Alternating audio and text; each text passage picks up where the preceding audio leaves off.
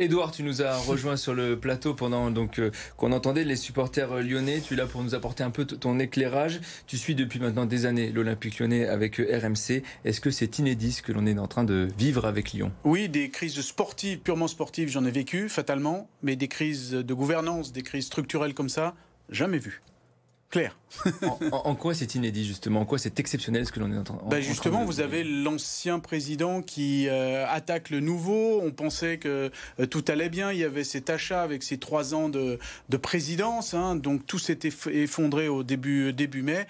Et puis là, c'est une guerre larvée qui a commencé de façon larvée et qui maintenant est très visible à travers des interviews, des tweets et même des plaintes. Franchement, c'est assez... c'est déstabilisant quelque part. Qui a raison dans l'affaire? John Textor qui dit qu'on a essayé de le piéger via une pièce jointe un peu dissimulée dans un mail. Jean-Michel Aulas qui lui, de son côté, dit que c'est faux, tout simplement. Qui croire?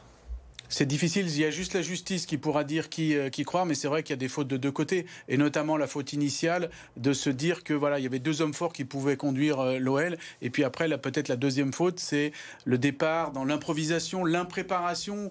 Quand on a débarqué Jean-Michel Aulas, qui est quand même un homme de réseau, qui connaît tout le monde, qui habite dans le quartier, qui connaît tout le foot, John Textor, l'Américain, qui débarquait, il avait plus finalement l'aide de lui, et puis finalement, on a vu que c'était mieux de l'avoir avec soi que contre soi, parce que finalement, clairement maintenant, il est contre l'OL. Alors, il y a 14,5 millions d'euros de gelés. Est-ce que l'OL peut encore acheter des joueurs d'ici la fin du mercato? Oui, alors ça, c'est tout réglé. Les payes des salariés, par exemple, ont été versées ce matin. Et dès hier soir, vous avez vu, il y a eu l'arrivée de joueurs, de Nuama, de Mama Baldé. Ça veut dire que les flux financiers peuvent fonctionner, parce que bien évidemment, il n'y a pas qu'un seul compte. Mais là, on parle des comptes concernant les actions.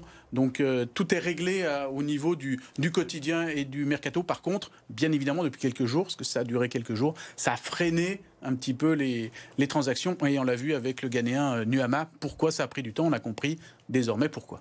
Dimanche, c'est Paris. Un petit pronostic, Édouard? Voilà, on en parle lundi. Merci beaucoup Édouard pour toutes ces précisions. On va continuer de suivre tout ça de très près. Et demain d'ailleurs, la conférence de presse de l'Olympique lyonnais qui sera diffusée en direct sur BFM Lyon, sur notre antenne, à partir de 11h45. Une conférence de presse forcément très attendue par les supporters et qui s'annonce peut-être un petit peu animée.